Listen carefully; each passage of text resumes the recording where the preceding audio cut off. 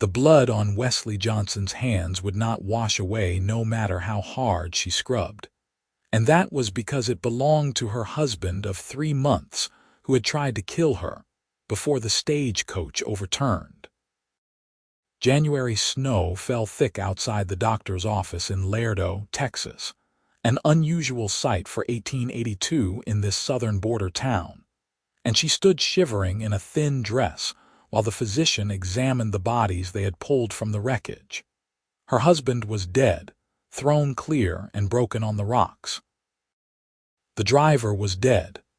The other passenger, a cattle merchant from San Antonio, was barely breathing. And Westley was alone in a town she had never seen before, with no money, no family, and a terrible secret she could tell no one, because who would believe that the charming cattle Baron Marcus Johnson had revealed himself to be a monster the moment they crossed into Texas? The doctor, an older man with kind eyes and silver hair, emerged from the back room wiping his hands on a cloth stained rust red. "Mrs. Johnson, I am very sorry for your loss. Your husband's injuries were severe. He would not have felt pain at the end." She wanted to laugh at the absurdity of it, at the concern in this stranger's voice for a man who had whispered in her ear, just before the crash, that he would cut her throat and leave her in the desert for the coyotes once they reached his ranch. Instead, she nodded and wrapped her arms around herself, trying to stop the shaking that had nothing to do with the cold. "Thank you, doctor. I appreciate your kindness." Her voice sounded hollow even to her own ears. "You have somewhere to stay, family in town." "No, I am a stranger here." The doctor frowned, clearly troubled. "The hotel on Main Street is respectable. Mrs. Patterson runs it, and she will treat you fairly. I will send word that you are recently widowed and in need of accommodation. Do you have funds?" Westley thought of the small bag she had managed to grab from the overturned coach, the one containing her own modest savings that she had hidden from Marcus. "Enough for a short while." "Good. Get yourself settled, and we will discuss the arrangements for your husband tomorrow. The ground is frozen, but we will manage something proper." She thanked him again and stepped out into the snow, which was already melting into muddy slush on the unpaved street. Laredo was a rough town. She could see that immediately. Buildings made of adobe and wood lined the main thoroughfare, and even in the unusual cold, she could feel the wildness of this place, so close to the Mexican border, so far from the civilized East where she had grown up. Men in heavy coats and wide-brimmed hats watched her from doorways and porches. A woman alone always drew attention, especially one so obviously out of place. The hotel was exactly where the doctor had indicated, a 2-story structure with a painted sign that read Patterson's Hotel and Boarding House. Westley pushed through the door into a warm lobby that smelled of wood smoke and coffee. A woman in her 50s looked up from behind a desk, her face weathered but her eyes sharp and assessing. "You must be the widow from the coach accident. Doc Henderson sent a boy ahead. I am Margaret Patterson." Westley Johnson. It felt strange to use that surname to claim any connection to the man who had fooled her so completely. "I have a room on the 2nd floor. It is small but clean. $2 a week, meals included if you take them in the dining room." It was more than fair. Westley nodded and counted out the money from her bag, aware that her funds would not last long. She would need to find work, though what kind of employment a 22-year-old widow could find in a border town, she had no idea. Mrs. Patterson led her upstairs to a corner room that contained a narrow bed, a washstand, a small table, and a chair. A single window looked out over the street, and Westley could see the snow continuing to fall, strange white against the brown landscape. "Thank you," she said quietly. "You need anything, you let me know. Breakfast is at 7, supper at 6. No men allowed upstairs, and I keep a respectable house." When she was alone, Westley sank onto the bed and finally allowed herself to cry great gasping sobs that shook her whole body. She cried for her naivety, for believing Marcus's smooth words and kind gestures during their brief courtship in St. Louis. She cried for the future she thought she would have, and for the reality that had revealed itself when they were alone in that coach, and he had grabbed her throat and told her exactly what he thought of uppity women who thought they could inherit their father's business, instead of selling it to the man who wanted it. Marcus had never loved her. He had wanted her father's freight company, and when she refused to sign it over, when her father's will left everything to her, instead of allowing a husband to claim it, Marcus had decided that a dead wife in Texas would solve all his problems. The crash had been an accident of ice and bad luck, the horses spooked by something in the storm, the driver losing control. But it had saved her life. She cried until she had no tears left, and then she washed her face in the cold water from the pitcher and stared at herself in the small mirror above the washstand. Her dark hair hung in tangles around her pale face. Her green eyes looked bruised and tired. She was alive, and she was free, and she was utterly alone. The next weeks passed in a blur of gray days and long nights. The unusual cold snap continued, keeping Lerdo in a grip of winter that the locals said they had not seen in 20 years. Westley attended Marcus's funeral, standing alone at the grave while the preacher said words over a man who deserved none of them. She sold her wedding ring to a jeweler for far less than it was worth. She searched for work and found nothing suitable for a woman of her background. The shopkeepers wanted girls who knew the frontier, who could handle the rough customers and the hard life. The saloons wanted women she would not allow herself to become. Her money dwindled. Mrs. Patterson was kind but firm about the rent. By the end of February, Westley was down to her last few dollars and growing desperate. It was on a particularly cold evening, with sleet rattling against the windows, that Mrs. Patterson knocked on her door. "Mrs. Johnson, might I have a word?" Westley opened the door, wrapping her shawl tighter around her shoulders. The room was freezing because she had been trying to save on coal. Mrs. Patterson's eyes took in the cold room, the thin shawl, the pale face. "I have a proposition for you if you are willing to hear it. I am listening.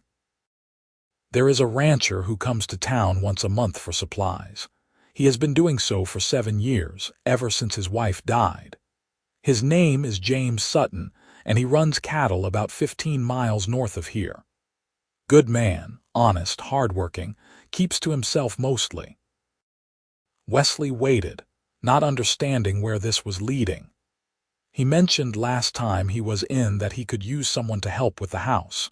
Cooking, cleaning, that sort of thing. He has a housekeeper, Maria, who is getting on in years and could use the help. It would be room and board and a small wage. Respectable work. "Why are you telling me this?" Mrs. Patterson's expression softened. "Because you are running out of money and winter is hard, and I can see you are not the type to do what some women do when they are desperate. This would be honest work and James Sutton would treat you fairly." It was charity, kindly meant, and Wesley's pride wanted to refuse, but pride would not keep her fed or warm. "When might I meet him?" "He is due in town tomorrow. I will introduce you." James Sutton arrived the next afternoon driving a wagon pulled by 2 sturdy horses. Westley watched from the hotel window as he secured the team and began unloading supplies with the help of a Mexican man she assumed was one of his ranch hands. He was tall and broad-shouldered, probably in his early 30s, with dark hair that needed cutting and a face that was all hard angles and weathered skin. He moved with the easy confidence of a man who knew his own strength, and there was something about the set of his shoulders that spoke of loneliness, though Westley could not have said why she thought so. Mrs. Patterson made the introductions in the hotel lobby. James Sutton removed his hat and nodded politely, his dark eyes meeting Wesley's for just a moment before looking away. "Mrs. Johnson is recently widowed and looking for respectable employment," Mrs. Patterson said. "I thought she might be suitable for the position you mentioned." James turned his hat in his hands, clearly uncomfortable. "It is ranch work, Mrs. Patterson. Hard living, especially through the winter. Not what a lady from the East is probably accustomed to." His voice was deep and quiet, with the slow cadence of a man who chose his words carefully. "I am stronger than I look, Mr. Sutton, and I am not afraid of hard work." Wesley kept her voice steady, meeting his eyes when he glanced at her again. "You know how to cook, clean. Handle yourself on a ranch. I can cook and clean. I have never lived on a ranch, but I can learn." He studied her for a long moment, and she had the unsettling feeling that he saw more than she wanted to reveal. Finally, he nodded. "The pay is $20 a month plus room and board. You would have your own room in the house. Maria, my housekeeper, she has a cottage nearby with her daughter. Work is sunrise to sunset, more during calving season. I run a respectable operation, Mrs. Johnson. Any trouble from the hands, you come to me. I understand. Can you be ready to leave day after tomorrow? I have business in town that will take until then." "Yes." He nodded again, settled his hat back on his head, and left without any further pleasantries. Mrs. Patterson smiled. "That is more words than I have heard James Sutton string together in 5 years. You must have made an impression." Wesley was not certain whether that was good or bad, but it did not matter. She had employment, she had a way forward, and that was enough. 2 days later, she climbed onto the wagon seat beside James Sutton with her small bag of belongings at her feet. The cold snap had finally broken, and the air was merely cool instead of frigid. They rode in silence through town and out onto the open range, where the land stretched brown and endless under a pale sky. After about an hour, James finally spoke. "You do not have to tell me anything you do not want to, Mrs. Johnson, but I will say this once. I run a clean operation. Any man on my ranch treats you with anything but respect, he is gone that same day. You have my word on that." "Thank you, Mr. Sutton." More silence. "Then you can call me James. Mr. Sutton was my father, and he has been dead 10 years. Then you may call me Wesley." He glanced at her, surprise flickering across his face. "Unusual name for a woman. My father wanted a son. When he got a daughter instead, he gave me the name anyway." She had told this story so many times it came out automatically, though the grief of losing her father 2 years ago still ached. He must have been disappointed. "No. He said I was twice as smart and 3 times as stubborn as any son could have been, and he was grateful for it." The corner of James's mouth lifted in something that was not quite a smile. "Sounds like a good man." He was. They fell back into silence, but it felt less strained now, more like two people who had reached an understanding. The ranch, when it came into view, was more substantial than Wesley had expected.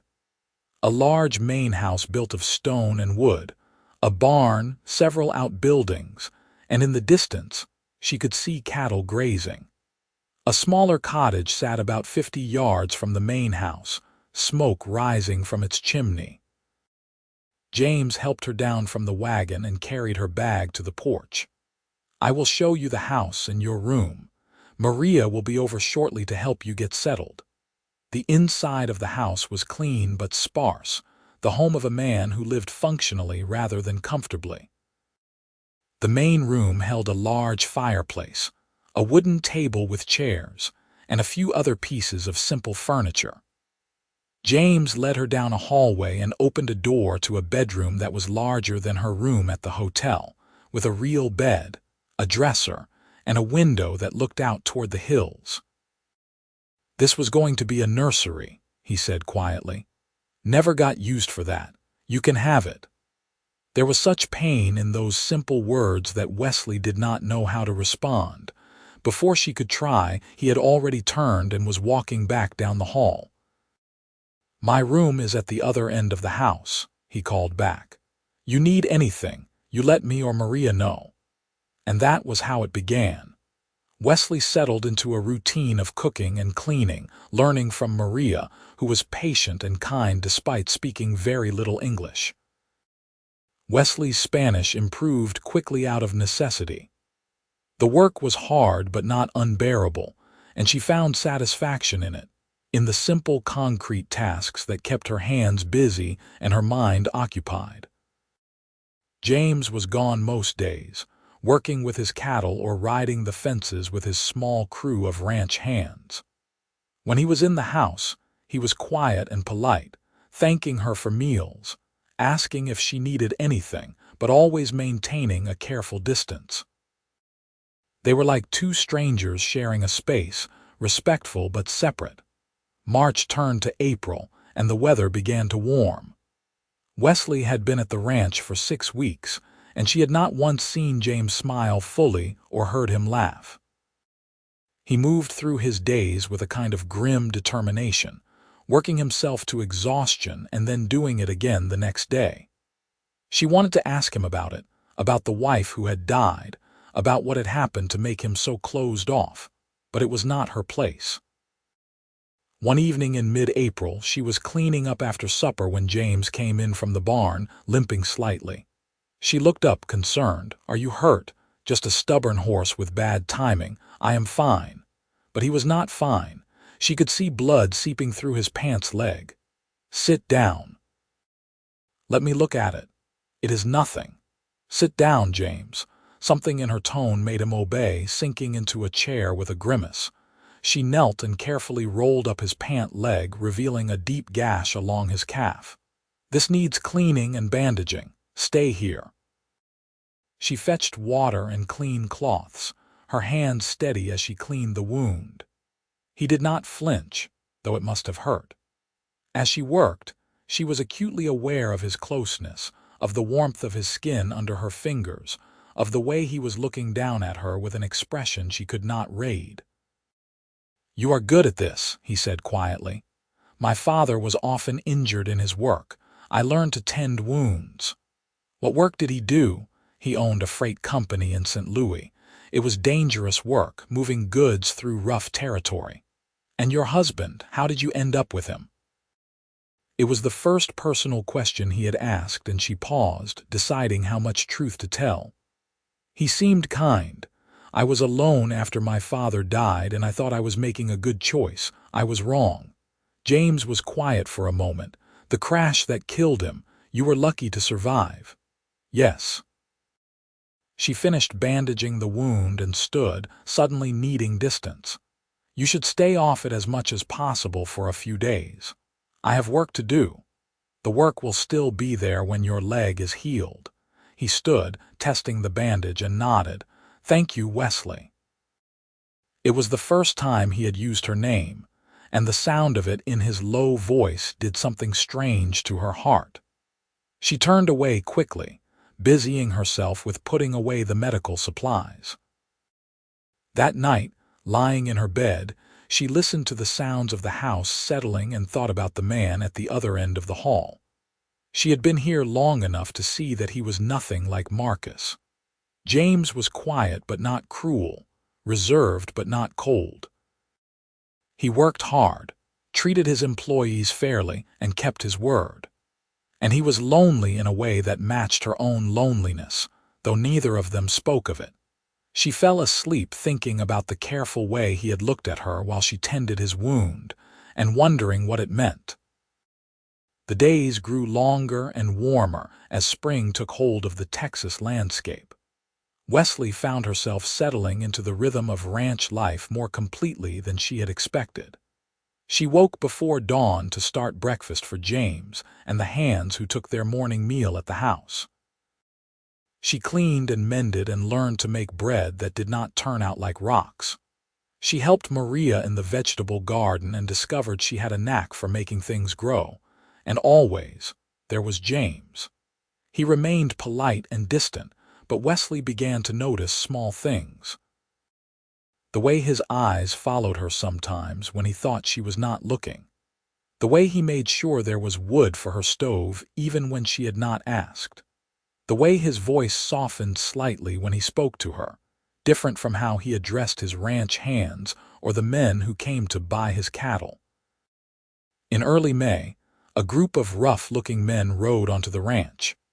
Westley saw them from the kitchen window and felt a chill of unease. They had the look of outlaws, hard-eyed and dangerous. She stepped away from the window and was relieved when she heard James's voice outside, firm and commanding. She could not make out the words, but the tone was clear. These men were not welcome. After several minutes, she heard horses riding away. James came into the house, his face set in hard lines. "Are you all right?" she asked. "They were looking for easy money. They picked the wrong ranch." He looked at her, and his expression softened slightly. "This is rough country, Westley. I need you to know that if anything like that happens again when I am not close by, you take the rifle from above the mantel and you do not hesitate to use it. Can you shoot? My father taught me. Good. I will sleep better knowing you can defend yourself if needed." The thought that he worried about her safety, that he would sleep better knowing she was protected, warmed something inside her that had been cold for a very long time. That evening, after supper, James did not immediately retreat to his room or back to work as he usually did. Instead, he lingered at the table, nursing a cup of coffee and watching her clean up. "Tell me about St. Louis," he said suddenly. "I have never been anywhere near that far east." She paused, surprised by the question. "It is loud and crowded and full of people rushing everywhere. The buildings are tall, the streets are paved, and you can buy almost anything you can imagine. Sounds overwhelming. It was all I knew until I came here. This land, all this open space, it frightened me at first. Now I find I prefer it. You can breathe here. Why did you leave? If you had your father's business, you had security." This was the conversation she had been avoiding, but something about the quiet evening and the genuine curiosity in his eyes made her want to tell him the truth. "My husband wanted the business. When I would not give it to him, when he realized my father's will protected my inheritance from being automatically transferred to him, he decided to solve the problem a different way." James's hands tightened on his coffee cup. "What do you mean?" "I mean that the stagecoach crash was fortunate timing. He had just told me that he planned to make me disappear once we reached his ranch in Texas. I do not think he expected the coach to overturn. I do not think he expected to be the one who died." The silence that followed was heavy. James set down his cup very carefully, his jaw tight. "You are saying he planned to kill you?" "Yes. And you married him not knowing what he was. I was a fool. I thought he loved me. I thought I was making a good match, a safe choice after my father died. I was wrong about all of it." James stood and walked to the window, his back to her. When he spoke, his voice was rough. "You are not a fool, Westley. You are a survivor. There is a difference." She felt tears prick her eyes and blinked them back. "Thank you for saying that." He turned to face her, and there was something fierce in his expression. "I want you to know that you are safe here. On this ranch, in this house, you are safe. No one will hurt you while I am alive to prevent it." The intensity of his words, of the promise in them, took her breath away. "Why do you care? You barely know me." "I know enough." They stared at each other across the kitchen, and Westley felt the air between them charge with something unnamed. Then James seemed to catch himself. He grabbed his hat from the peg by the door. "I need to check on the horses." "Good night, Westley." He was gone before she could respond, leaving her alone with her racing heart and the echo of his words. "You are safe here." That night, she lay awake for a long time, thinking about James Sutton and the way he had looked at her, and admitting to herself that somewhere in the past few months, her feelings had shifted from gratitude to something far more complicated. May slipped into June, and the heat began to build. The unusual cold of winter was completely forgotten now, as the Texas sun beat down mercilessly. Westley learned to do her heavy work in the early morning and late evening, resting during the worst of the midday heat. She learned which of the ranch hands were trustworthy and which ones she needed to watch. She learned the sounds of the ranch at night, the way the cattle lowed in the distance, and the coyotes sang to the moon, and she learned James. She learned that he had grown up on this land, that his father had built the ranch from nothing and James had expanded it. She learned that his wife, Catherine, had died in childbirth along with their son 7 years ago, and that he had not so much as looked at another woman since. She learned that he read every night before bed, that he preferred coffee black and strong, that he had a dry sense of humor that caught her off guard when it appeared. She learned that she was falling in love with him, and that terrified her. One evening in late June, a tremendous storm blew in, the kind of violent weather that made the ranch hands rush to secure everything that might blow away. Lightning split the sky and thunder shook the house. Westley had always hated storms, a fear born of a childhood memory of a tornado that had destroyed part of her neighborhood in St. Louis. She tried to hide it, going about her evening tasks as if the world was not exploding outside, but her hands shook as she washed the supper dishes. When a particularly loud crack of thunder made her drop a plate, James looked up from his book. "Westley, I am fine, just clumsy." Another crack and she flinched despite herself. James set aside his book and stood. "You are afraid of storms. It is foolish. It is human." He moved closer and she could feel the warmth of him, the solid presence.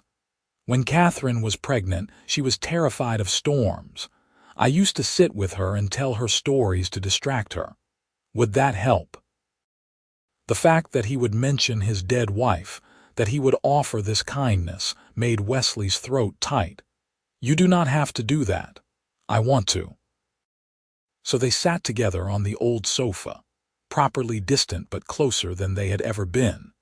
And James told her stories about the ranch, about growing up wild on this land, about the time he and his brother had tried to ride a longhorn on a dare and ended up in the creek. His voice was low and soothing, and gradually Wesley's fear subsided, replaced by something warmer and more dangerous. She found herself watching his face as he talked, the way his eyes crinkled slightly when he smiled at his own memories, the way his hands gestured occasionally to emphasize a point. She wondered what it would feel like to touch those hands, to be held by them. As if sensing her thoughts, James stopped mid-story and turned to look at her. The air between them grew thick and charged. Lightning flashed outside, illuminating his face, and Westley saw in his eyes the same longing she felt. "Westley," he said quietly, and her name on his lips was a question and a prayer. She did not know who moved first, but suddenly the distance between them was gone and his hand was cupping her face, his thumb brushing her cheekbone with a tenderness that made her want to weep. She leaned into the touch, her eyes closing. "I should not," he whispered. "This is not proper. You work for me, you are grieving, I am too old for you, you are not too old, I am not grieving, and I do not care about proper." She opened her eyes and looked at him. "I care about you. I swore I would never feel this way again. I swore I would never let anyone close enough to hurt me. I know what it is to be hurt, James. I would never, I know." He rested his forehead against hers, his breath warm on her face. "That is what frightens me most, I believe you." They stayed like that for a long moment, not quite kissing, just existing in each other's space, until the storm outside began to subside and reality crept back in. James pulled away slowly, his hand dropping from her face, and the loss of his touch was almost painful. "We should not rush this," he said, but his voice was unsteady. "We should be certain, I am certain. Then give me time to catch up. She wanted to argue, but she could see the fear in his eyes, the vulnerability of a man who had loved and lost and was terrified to risk it again. So she nodded. I can wait. He stood and moved to the window, watching the last of the storm clouds drift away. You should know that if we do this, if we become something more, I will not take it lightly. I am not a man who loves halfway, Westley. If I let myself love you, it will be completely, and I will expect the same in return. I would give you nothing less. He turned to face her, and there was something raw and hopeful in his expression that made her heart ache. Then we have time to do this right. The summer continued, and the tension between them grew sweeter and more unbearable. James did not touch her again, but the way he looked at her said everything his words did not. He found reasons to be near her, to talk to her, to make her laugh. She caught herself singing while she worked, a lightness in her chest that she had never felt before. Maria noticed, of course. One afternoon, while they worked in the garden together, the older woman smiled and said in her careful English, "He is different now. You are good for him." "I hope so." His wife, she was my niece. I loved her very much, but she is gone 7 years now and he has been alone too long. She would want him to be happy. Westley felt tears sting her eyes. "Thank you for telling me that. You love him." "Yes. Good. He loves you too. I see it." In mid-July, a buyer came to look at James's cattle, a wealthy rancher from San Antonio who brought his wife and daughter with him. The daughter, a pretty blonde woman near Westley's age, made her interest in James embarrassingly obvious, fluttering her eyelashes and laughing at everything he said. James was polite but clearly uncomfortable, and Westley felt a fierce surge of jealousy that surprised her with its intensity. That evening, after the visitors had left with a promise to return for the cattle drive in August, James found Westley in the kitchen, furiously scrubbing a pot that was already clean. "That pot has done nothing to deserve such treatment," he said mildly. "I am just cleaning. You are angry." She set down the pot and turned to face him. "I have no right to be angry. You are free to entertain whoever you choose." "Westley."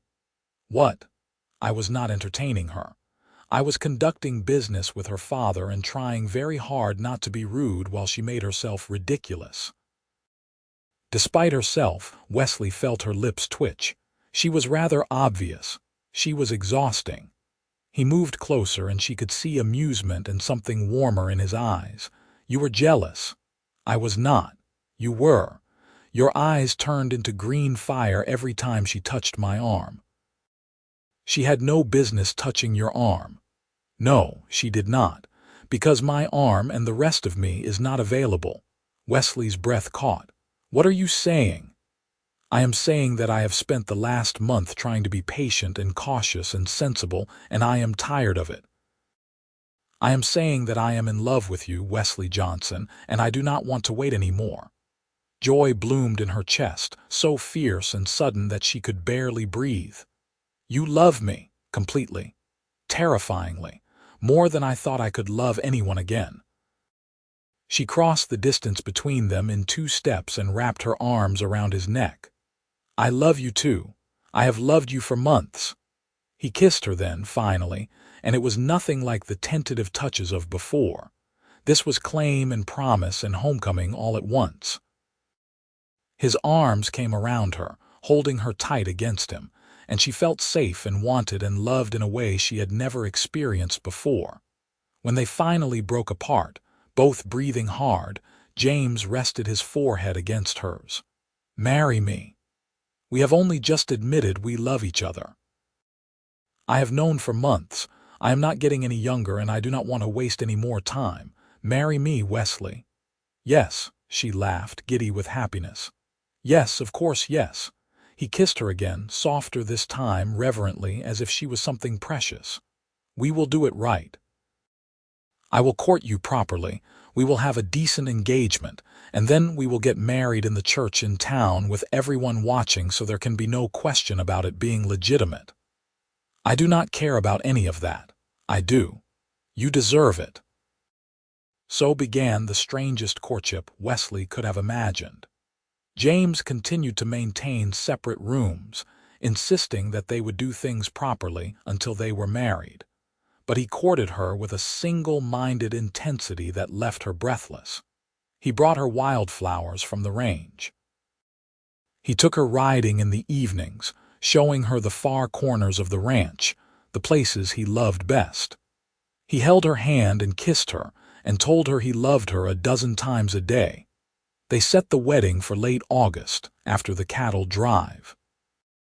James insisted on buying her a proper dress from the dressmaker in town, and Westley let him, understanding that this was important to him, that he needed to do this right after the way his first marriage had ended in tragedy. The night before the cattle drive, they sat together on the porch watching the stars emerge. Westley leaned against James's shoulder, his arm around her waist, contentment settling over her like a blanket. "I never thought I would feel this way again," James said quietly. "After Catherine died, I thought that part of my life was over. Tell me about her." Westley had heard bits and pieces from Maria, but never from James himself. "She was young, barely 19 when we married, sweet and gentle and completely unprepared for ranch life. She tried so hard to be what she thought I needed, but this place was too hard for her. When she got pregnant, she was so happy. She thought the baby would make everything better." His voice roughened. "The labor went on for 2 days. There was nothing the doctor could do. I held her while she died, and then I held my son while he took his last breath an hour later."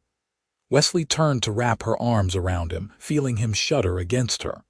"I am so sorry, James. I blamed myself for years. I should have known she was not strong enough. I should have taken her to a city where there were better doctors. I should have done something different. It was not your fault. My head knows that. My heart took longer to accept it." He pulled back to look at her, his eyes bright with unshed tears. "You are different. You are strong and capable, and you fit here like you were made for this place. I'm not afraid with you the way I was afraid with her. I am not fragile, James. I promise you that. I know. That is why I can love you the way I do." The cattle drive took 3 weeks, and Westley missed James with an ache that was almost physical. When he returned, dusty and tired and grinning, she ran to him despite the watching ranch hands and threw herself into his arms. He caught her and lifted her off her feet, kissing her in front of everyone, and she did not care who saw.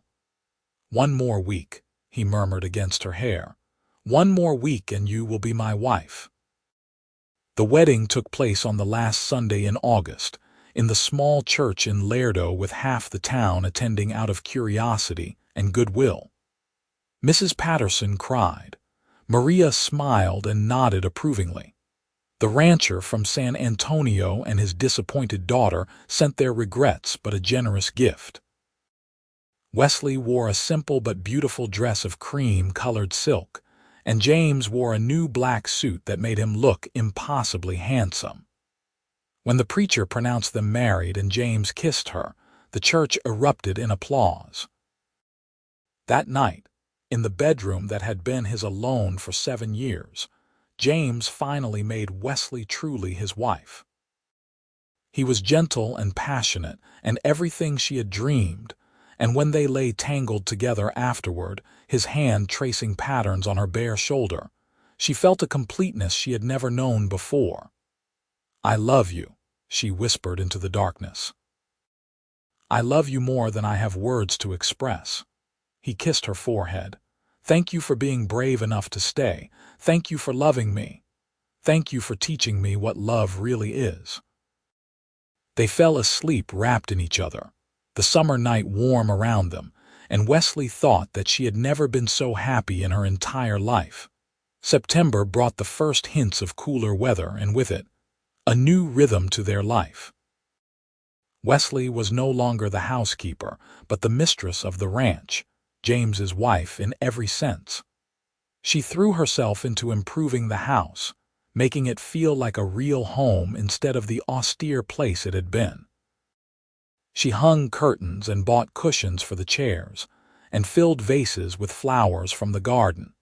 James watched her transform his house with a mixture of amusement and deep satisfaction. "You are nesting," he teased one afternoon, finding her rearranging the furniture in the main room for the third time. "I am making our home comfortable. Our home." He pulled her into his arms. "I like the sound of that." She rested her head against his chest, listening to the steady beat of his heart. "So do I." October arrived, and with it, Wesley's first real hint that something had changed. She was not feeling ill exactly, just tired and emotional and strangely hungry at odd hours. When she missed her monthly courses, she allowed herself to hope. Maria confirmed it with a knowing look and a gentle hand on her stomach. "You are with child." Wesley felt joy and terror in equal measure. "Are you certain?" "I have delivered many babies. I know the signs. You should tell James." But Wesley hesitated. She remembered the story of Catherine, the pregnancy that had ended in tragedy. She was afraid of how James would react, afraid that his joy would be overshadowed by fear. She waited until that evening when they were alone in their room, his arms around her in the darkness. "James, I need to tell you something." "What is wrong? You have been strange all day." "Nothing is wrong, at least I hope you will not think so." She took a deep breath. "I am pregnant." She felt him go completely still. For a long moment he did not move, did not breathe. Then he pulled away and sat up, lighting the lamp beside the bed. In the warm glow she could see his face, and it was full of such complex emotion that she could not parse it all. "A baby," he said, his voice rough. "We are going to have a baby." "Yes. And you are certain?" "Maria says yes, and my body says yes, so I am as certain as I can be." He reached out and placed his hand on her stomach, which was still flat, showing no sign of the life growing within. "I am terrified," he admitted. "I lost them both last time, and I cannot lose you, Wesley. I cannot." She covered his hand with hers. "You will not lose me. I am strong, remember, you said so yourself." Catherine was in labor for 2 days. She suffered so much. What if James? She made him look at her. "I am not Catherine. This is not the same. We will be careful, we will get the best doctor we can, and we will have faith that everything will be all right." "I want this baby," he said fiercely. "I want our child, but not at the cost of losing you. You will not lose me, I promise." He pulled her close, burying his face in her hair, and she felt him trembling. "I love you so much it terrifies me.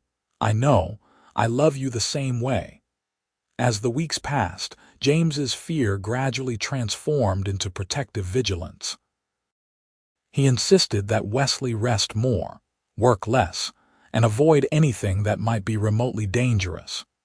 It was sweet and occasionally frustrating, but she understood the fear that drove it, so she tolerated his hovering with good grace. By November, her condition was becoming obvious, and James's ranch hands treated her with the kind of careful respect usually reserved for royalty. Maria fussed over her, making sure she ate properly and got enough rest. James read every book about pregnancy and childbirth he could get his hands on, which only seemed to make him more worried. "You are going to worry yourself into an early grave," Wesley told him one evening in late November, watching him pace their bedroom. "I am allowed to worry." "You are allowed to be happy too. This is a good thing, James. We are having a baby, and that is cause for celebration, not constant fear." He stopped pacing and looked at her, his dark eyes troubled. "I want to be happy, I am happy, but every time I let myself fully feel it, I remember, I know." She held out her hand, and he came to sit beside her, taking it in his own. "But you cannot let the past steal the joy from the present. We deserve to be happy about this." He raised her hand to his lips. "You are right. I am sorry. Do not apologize." Just try to trust that everything will be all right." December came with another unusual cold snap, not as severe as the one the previous year, but cold enough to make life on the ranch more challenging. Westley was 5 months along now, her belly round and growing. She felt the baby move for the first time on a cold evening in mid-December, a flutter like butterfly wings inside her.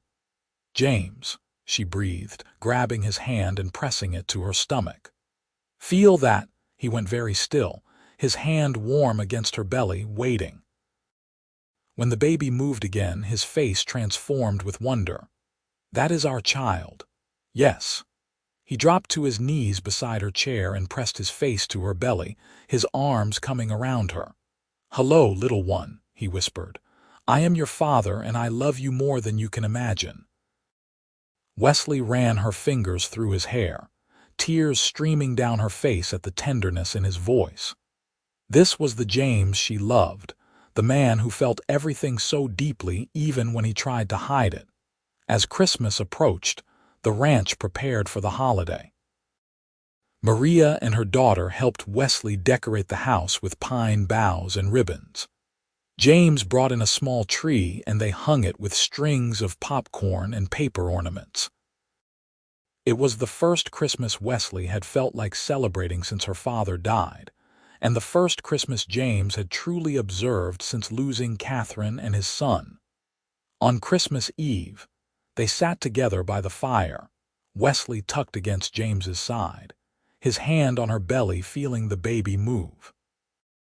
"This time last year I was alone in a hotel room, nearly out of money, with no idea what my future held," Westley said softly. "I was so afraid. And now I am home, with you, waiting for our baby. I never imagined I could be this happy. Neither did I." He kissed the top of her head. "You have given me back my life, Westley. You have given me a future I thought was gone forever." We gave it to each other.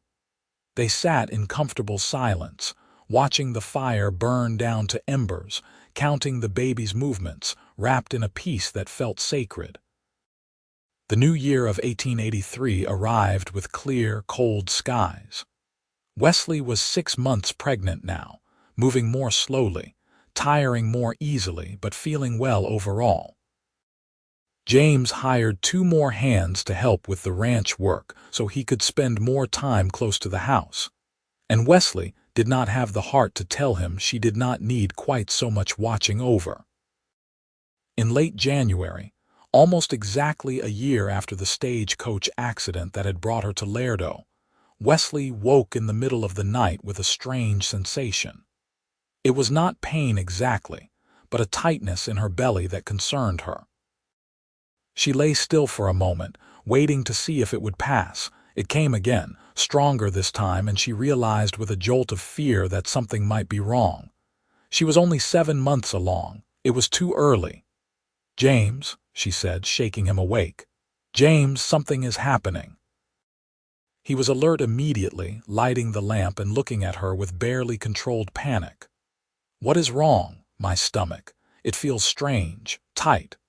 Another contraction came, and this time there was real pain. James's face went white. "I am going to get Maria. Do not move." He was gone and back in what felt like seconds, Maria hurrying behind him in her nightgown. The older woman examined Westley with gentle hands and then spoke rapidly in Spanish to James. Westley caught enough to understand. False labor, common in pregnancy, not dangerous but concerning this early. Rest and fluids and careful watching. For the next 2 weeks, Westley was confined to bed rest. James barely left her side, working at the small table in their room so he could be close. She read, she slept, she talked to the baby and tried not to worry about the fact that she still had 2 months to go and already her body was rehearsing. "I am going to go crazy if I have to stay in this bed for 2 more months," she told James one afternoon in early February. "You will stay in this bed for however long it takes to keep you and our baby safe," he replied, but his tone was gentle. "I feel fine now. The contractions stopped over a week ago." Maria said, to be careful, not to be an invalid. Westley sat up, fixing him with a determined look. I am going to go sit in the main room and have my dinner at the table like a human being. You can help me or you can watch me do it alone. He studied her for a long moment, then sighed. You are the most stubborn woman I have ever met. You knew that when you married me. I did. He held out his hand. Come on then. But if you feel even the slightest pain, you are going right back to bed. She agreed, and it felt like a victory to sit at their table and eat a normal meal. That night back in their bed, she curled against James's side. I am sorry for being difficult, she said quietly. You are not difficult. You are strong-willed and independent, and those are some of the things I love most about you. He kissed her forehead. But you are also carrying our child, and I need you to be safe, both of you. We will be, I promise. February passed slowly. Westley continued to feel well, the false labor not returning, and gradually James relaxed enough to return to his normal work. By early March, with only a month to go, they were both growing impatient for the baby to arrive. Maria had moved into the house, sleeping in the room that had originally been Westley's, ready to help when the time came. James had ridden to town twice to confirm that the doctor would come when called. Everything was as prepared as it could be. And still, Westley and James maintained separate rooms during the day, their belongings still divided between the two bedrooms at opposite ends of the house. A peculiar arrangement that had started when Westley first came to the ranch, and somehow persisted even after their marriage. James slept with her every night, of course, but during the day, they each retreated to their own spaces when needed, a pattern of independence within intimacy that suited them both. On a warm evening in late March, Westley stood at the window of what she still thought of as her room, watching the sunset paint the sky in shades of orange and gold. She felt restless, uncomfortable, her back aching in a way it had not before. When James found her there, he wrapped his arms around her from behind, his hands resting on her belly. "What are you thinking about?" he asked. "Everything. Nothing. I am just ready for this baby to arrive. Any day now, any day," she agreed. They stood together in the fading light, and Westley felt a rush of love for this man who had saved her in ways he would never fully understand, who had given her a home and a future and a love beyond anything she had imagined. "James," she said softly. "Yes, thank you for everything." He turned her in his arms so he could see her face. "I am the one who should be thanking you. You brought light back into my life when I thought I would live in darkness forever." She reached up to cup his face, studying the beloved features that had become as familiar to her as her own. "I love you. I love you too, so very much." That night, Westley woke to a wetness between her legs and the unmistakable sensation of true labor beginning. She touched James's shoulder in the dark. "James, it is time." He was up and moving immediately, lighting lamps, calling for Maria, sending one of the ranch hands to fetch the doctor. Westley breathed through the contractions, which were still far apart but definitely real this time. The labor progressed slowly through the night and into the next day. The doctor arrived by mid-morning, examined her, and pronounced everything normal. James held her hand through every contraction, his face tight with worry but his presence steady and calming. "You are doing so well," he told her as afternoon faded toward evening. "You are so strong." "Tell that to my body," she gasped as another contraction peaked. Maria wiped her forehead with a cool cloth. The doctor checked her again and nodded. "Soon now. When the next strong urge comes, you push." Westley had never worked so hard in her life. The pain was immense, overwhelming, but every time she thought she could not go on, she looked at James's face and found the strength to continue. He was terrified, she could see that, reliving the nightmare of losing Catherine, but he stayed with her, never wavering. Finally, as the sun set outside the window, painting their bedroom in shades of red and gold, Westley gave one last tremendous push and heard the most beautiful sound in the world, the strong, healthy cry of her newborn child. "A boy," the doctor announced, placing the squalling infant on her chest. "You have a son, Mrs. Sutton." Westley looked down at the tiny, perfect baby in her arms and started to cry. He was beautiful, dark-haired like his father, his little fists waving in the air as he announced his displeasure at being born. James was crying too, she realized, tears streaming down his face as he looked at his son. "He is perfect," he choked out. "Westley, he is perfect." "We made him," she said in wonder. "We made this perfect little person." The doctor and Maria finished their work efficiently, cleaning up, making sure Westley was comfortable. When they finally left the new family alone, James climbed carefully onto the bed beside Westley, his arm around her shoulders, both of them staring at the miracle in her arms. "What should we name him?" Westley asked. James was quiet for a moment. "I was thinking we might call him William after your father." She looked up at him, fresh tears spilling over. "You would do that, he gave me you. I think that deserves to be honored." "William Sutton," she tried out the name. "I like it. William James Sutton after both our fathers." "Perfect." James reached out and touched his son's tiny hand, which immediately wrapped around his finger. "Hello, William. Welcome to the world, son. We have been waiting for you." The baby stopped crying and seemed to look up at his parents, his dark eyes unfocused but somehow aware. Westley felt her heart expand with a love so fierce and all-encompassing that it took her breath away. "We did it," she whispered. "We made it through." James kissed her temple. "You did it. You were so brave, so strong. I am in awe of you. I could not have done it without you." "We are a team," he said simply. "Now and always." As the night deepened around them, they lay together with their son, a family complete and whole. Outside, the ranch settled into its evening rhythms. Inside, everything had changed and would never be the same again. The weeks after William's birth passed in a haze of sleepless nights and steep learning curves. Westley recovered well from the birth, and William proved to be a healthy, hungry baby with a good set of lungs. James was a devoted father, walking the floor with his crying son in the middle of the night, changing diapers without complaint, staring at the baby with an expression of wonder that never quite faded. "I never got to do this before," he told Westley one night as he rocked William back to sleep. "With my first son, he lived such a short time. I held him, but he was never truly alive, never truly here. This is everything I missed." Westley watched him with their son and fell in love with him all over again.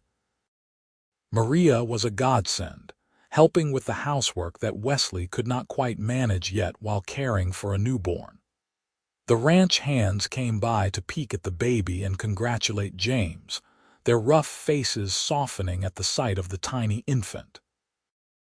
By May, Westley had found her rhythm as a mother, and life began to settle into a new normal. William was growing fast, his dark eyes becoming more alert, his little personality beginning to emerge. He was a happy baby, quick to smile, and both his parents were completely besotted. One evening in late May, after putting William down in the cradle James had built for him, Westley and James sat together on their porch watching the stars emerge. "You remember a year ago?" James asked. "You had been here about 3 months. We barely spoke to each other. We lived in the same house but might as well have been strangers. I remember. I thought you were the loneliest man I had ever seen. I was. I had been lonely for 7 years and did not even realize it anymore. It was just how life was. And now," he pulled her close, kissing her hair, "now I have a wife I love more than my own life, a healthy son, and a future I am excited about. You have given me everything, Westley." "We gave it to each other," she corrected. I was lost when I came here, broken and afraid and alone. You gave me a home, a purpose, a reason to believe in love again." They sat in comfortable silence, the warm Texas night settling around them. In the house behind them, William made a small sound in his sleep, and they both smiled. "He is perfect," James said, not for the first time. "He is." "I want more," Wesley laughed. "Let me recover from this one first. I am not saying right now, but someday. I want this house full of children, Wesley. I want the family I always dreamed of. So do I." Summer arrived in full force, and with it came the hard work of running a cattle ranch. James was gone long hours some days, working the range with his men, preparing for the summer cattle drive. Wesley managed the house and cared for William, who was becoming more active and alert every day. In July, when William was 4 months old, James came home from town with news. "I ran into the lawyer today. He had some interesting information about your late husband's affairs." Wesley looked up from where she was playing with William on a blanket on the floor. "What kind of information?" "It seems Marcus Johnson had significant debts that he was hiding. He had borrowed heavily against his ranch, which never actually existed. The man was a con artist and a fraud. Several other families have come forward with similar stories. The authorities believe you were not the first woman he tried to marry for money." Wesley was quiet for a moment, processing this. "So he was even worse than I thought." "It seems so. But he is gone, and he can never hurt anyone again. I wanted you to know so you could fully put it behind you." She thought about the frightened woman she had been a year and a half ago, stumbling into Laredo with nothing but the clothes on her back and a terrible secret. That woman felt like a different person now. "I already have put it behind me," she said, smiling up at James. "My life is here now. With you and William, the past does not matter anymore." He came to sit beside her on the floor, lifting William into his arms. The baby gurgled happily and grabbed his father's nose. "Our son is going to be a handful," James said, laughing. "He gets that from you. From me. You are the stubborn one. And you are not." They grinned at each other, and William babbled between them, and Wesley thought that this moment, this simple, perfect moment, was worth everything she had endured to get here. August brought the cattle drive, and this year Wesley insisted on going with James, at least for the first few days. Maria stayed at the ranch with William, and Wesley rode beside her husband, feeling free and wild and alive under the huge Texas sky. "You are a good rider," James observed, watching her handle her horse with ease. "My father taught me. He said every person should know how to ride and shoot, regardless of gender. Smart man." They camped under the stars that night, the cattle bedded down, the hands singing softly around the fire. James spread their bedroll away from the others, and they lay together looking up at the vast sweep of the Milky Way. "I used to do this when I was younger," James said quietly. "Lie out under the stars and feel so small, so insignificant. And now I lie here with you and feel like the richest man alive." She rolled to face him, propping herself up on one elbow. "I love you, James Sutton. I love you too, Westley Sutton." He kissed her, and it was sweet and full of promise, and when they made love under the stars, it felt like coming home. The next morning, Wesley rode back to the ranch, and James continued on with the drive.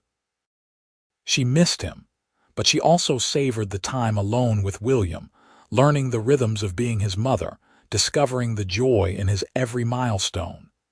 James returned 2 weeks later, tired and dusty and grinning with the success of a good sale. He swept Wesley into his arms and then did the same with William, who had grown noticeably in his absence. "He is bigger," James said, sounding almost offended. "Babies do that. He should have waited for me to get back." Wesley laughed and kissed her ridiculous husband, and life went on in its beautiful, ordinary way. Fall arrived, and with it came Wesley's 24th birthday. James surprised her with a new piano, hauled all the way from San Antonio, because he had heard her mention once that she used to play. "James, this is too much," she protested, but her fingers were already itching to touch the keys. "Nothing is too much for you. Play something."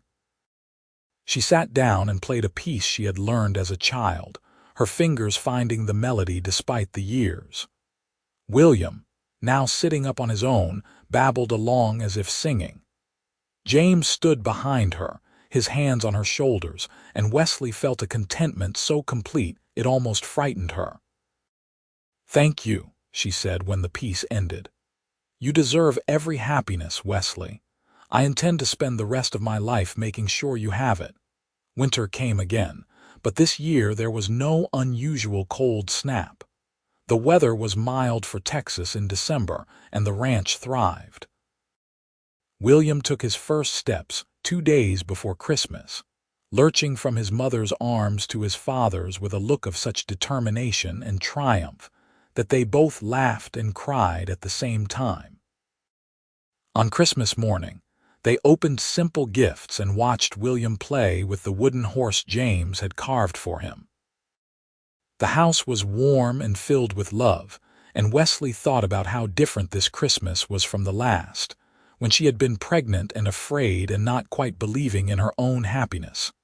Now there was no fear, only joy, only love, only the sweet certainty of a future built on solid ground. "What are you thinking?" James asked, watching her face. "I am thinking about how lucky I am, how lucky we are." "Not luck," he said seriously. "Choice. We chose this. We chose each other. We chose to be brave enough to love again." "You are right." She leaned over to kiss him, William squirming between them with his new horse. "And I would choose you again and again, every time." The winter passed peacefully. William continued to grow and change, becoming more of a little person every day. He had his father's dark hair and his mother's green eyes, and a personality that was all his own, curious, determined, and affectionate. In February of 1884, Wesley realized she was pregnant again. She told James on a cool evening in their bedroom, and he swept her into his arms with a whoop of joy that made William, now almost a year old, laugh from his cradle. "Another baby," James said, wonder in his voice. "We are going to have another baby. Are you happy?" "I am ecstatic." "Are you?" Yes, and she was. There was no fear this time, only excitement and anticipation. This pregnancy was easier than the first. Wesley felt well throughout, and James, while still protective, was less panicked than before. William kept her busy, chasing after him as he toddled around the house getting into everything, and the months passed quickly. In early September, their daughter was born, a tiny, perfect girl with a head full of dark hair and lungs that worked just fine. They named her Catherine Marie after James's first wife and Wesley's mother, and James held his daughter and cried tears of healing and joy. "It is all right to remember her," Wesley told him that night as they lay together with their new daughter between them and William asleep in his cradle. "Catherine was part of your life, part of what made you who you are. Our daughter can carry her name with pride. Thank you for understanding that. I do understand. We both have pasts that shaped us, but our future is what we make it, and I think it is going to be wonderful." William proved to be a gentle big brother, fascinated by his baby sister. He would sit beside her cradle and babble to her, and she would watch him with serious dark eyes as if she understood every word. The months that followed were full and busy and rich with love. James expanded the ranch, buying more land, building up his herd. Wesley managed the household and raised their children and played her piano in the evenings while James listened and smiled. They fought sometimes, as all couples do, but they always made up, always came back to the foundation of love and respect they had built together. Years passed in a blur of seasons and milestones. William started helping his father around the ranch as soon as he was old enough to sit a horse. Catherine grew into a sweet, imaginative little girl who loved stories and flowers and following her mother everywhere. In the spring of 1887, Westley gave birth to their third child, another boy they named Thomas, after James's father. And 2 years after that, their fourth and final child arrived, a girl they named Elizabeth. The house that had once been so austere and empty was now filled with the noise and chaos of children. The rooms that had stood separate and unused for so long were now nurseries and playrooms. The ranch prospered under James's careful management, and the Sutton family became known throughout the region as honest, hardworking, and devoted to one another. On a warm evening in June of 1893, Westley stood on the porch and watched her family. William, now 10, was teaching 8-year-old Catherine how to rope a fence post. Thomas, 4 years old, was chasing chickens in the yard while his father pretended not to notice. Elizabeth, just 2, was asleep in Westley's arms, her thumb in her mouth. James came to stand beside her, sliding his arm around her waist. "What are you thinking about?" "I am thinking that it has been 11 years since I came to Laredo. 11 years since I thought my life was over. And now I cannot imagine any other life. This is everything I never knew I wanted." He kissed her temple. "You saved me, you know. I was dead inside when you arrived, just going through the motions. You brought me back to life. We saved each other." They stood together watching their children play in the fading light, and Westley remembered the frightened woman she had been, the lonely man he had been, and marveled at the journey that had brought them to this moment. "You ever regret it?" James asked quietly. "The hardship, the struggle, the pain of how we began? Never. Not for a single moment.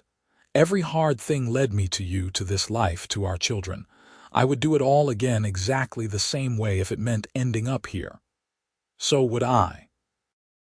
William called out that he had finally gotten the rope around the post, and Catherine cheered. Thomas gave up on the chickens and ran to his father, demanding to be picked up. James scooped him up with his free arm, and Westley shifted Elizabeth to her hip, and they walked together toward their other children, a family complete and whole. That night, after all 4 children were finally asleep, James and Westley sat together in their bedroom, the door open so they could hear if any of them woke. It was still strange sometimes to think that this room had once been his alone, that this house had once echoed with silence instead of laughter. "I never told you about the night I first heard you say my name," James said suddenly. Westley looked at him in surprise. "What do you mean?" "It was in January, about 7 months after you had come to the ranch. We had been maintaining such careful distance, living in our separate rooms, barely speaking beyond what was necessary. I was trying so hard not to care about you, not to let you matter. I remember. It was the coldest winter. I woke up one night and I could hear you. Your room was at the other end of the house, but sound carried strangely when the house was quiet. You were having a nightmare, I think, and you cried out my name." Westley felt her breath catch.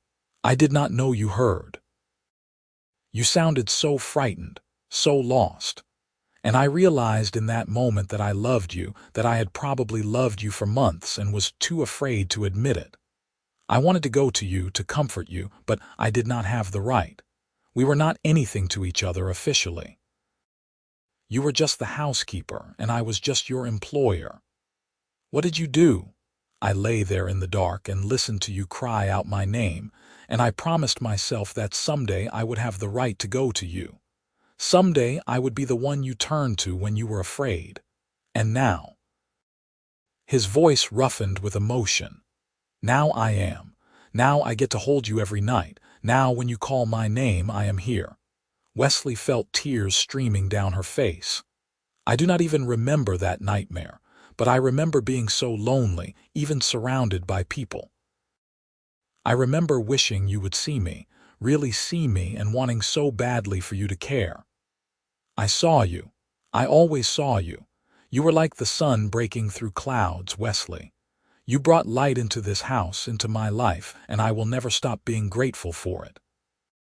She moved into his arms, and he held her close, and they stayed like that for a long time, wrapped in each other and the memories of how far they had come.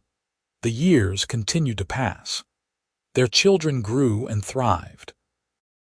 William became a skilled rancher, working alongside his father and learning everything James could teach him. Catherine developed a love of learning and books, and Westley taught her to play the piano. Thomas was adventurous and fearless, always climbing something or exploring somewhere he should not be. Elizabeth was the baby, sweet and charming, and able to wrap her father around her little finger with a single smile. James and Westley grew older together, their love deepening with each passing year. They had weathered storms, both literal and metaphorical. They had buried Maria, who passed peacefully in her sleep at the age of 78. They had survived droughts and financial hardships, and the everyday challenges of raising 4 children on a working ranch. But through it all, they had each other, and that made everything possible. On a beautiful evening in October of 1899, Westley and James celebrated their 17th wedding anniversary. Their children, now grown or nearly so, had prepared a special dinner. William, at 24, was courting a girl from town. Catherine, at 22, was teaching at the school in Laredo. Thomas, at 15, was too interested in horses and too uninterested in anything else. Elizabeth, at 13, was becoming a beautiful young woman. After dinner, after the children had cleaned up and gone about their evening activities, James took Wesley's hand and led her outside. The stars were brilliant overhead, the same stars they had lain under on their first cattle drive together all those years ago. 17 years, James said, wrapping his arms around her from behind.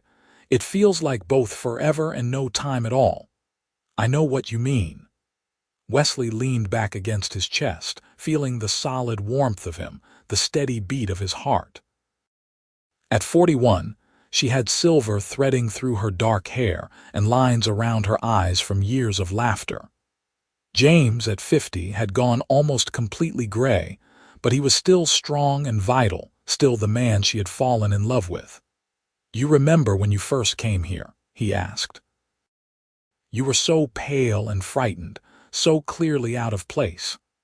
I remember thinking this was the most desolate, lonely place I had ever seen, and you were the most closed-off man I had ever met. I was determined not to care about you. I was determined to survive, no matter what it took." "We were both fools." She laughed and turned in his arms to face him. "Maybe, but we were fools who found each other, and that makes all the difference." He cupped her face in his hands, his thumbs brushing her cheekbones in the gesture that had become so familiar over the years. "I love you, Westley Sutton, more now than the day I married you, which I would not have thought possible. I love you too. You are my home, James. You always have been, from the moment I first walked into this house." He kissed her, and it was sweet and deep and full of all the years they had shared and all the years still to come. When they pulled apart, they were both smiling. "Shall we go back inside?" he asked. "I think Elizabeth was baking something for dessert. In a moment. I want to stand here with you a little longer." So they stood together under the stars, on the porch of the house where they had built their life, and Westley thought about the journey that had brought them here, the tragedy and loss that had driven her west, the grief and loneliness that had closed James off from the world, the slow, careful way they had learned to trust each other, to love each other, to build a family and a future together. It had not been easy. There had been pain and fear and moments when either of them could have given up. But they had not given up. They had chosen each other, again and again, through every challenge and every joy. And now, 17 years later, surrounded by the family they had created together, Westley knew beyond any doubt that she was exactly where she was meant to be. The frightened widow who had stumbled off that stagecoach in Laredo was gone, replaced by a woman who knew her own strength, who had found her place in the world, who had learned what it meant to truly love and be loved in return. From inside the house, they could hear their children's voices, laughter and argument, and the sounds of a family comfortable with each other. James squeezed her hand. Ready, ready. They walked inside together, into the warmth and light and love of the home they had made, leaving the darkness of the past behind them forever. The future stretched ahead, full of promise and possibility, and they would face it the way they had faced everything else, together. Because in the end, that was what mattered. Not the separate rooms they had maintained for those first 7 cold months, not the careful distance they had tried to keep, not the fear or the pain or the loss that had brought them together. What mattered was the moment James had heard her cry his name in her sleep, and had realized he loved her. What mattered was every moment after that, when they had chosen to be brave enough to love again, to trust again, to build a life that honored both their pasts and their future. What mattered was now, and all the nows to come, stretching forward into a future bright with love.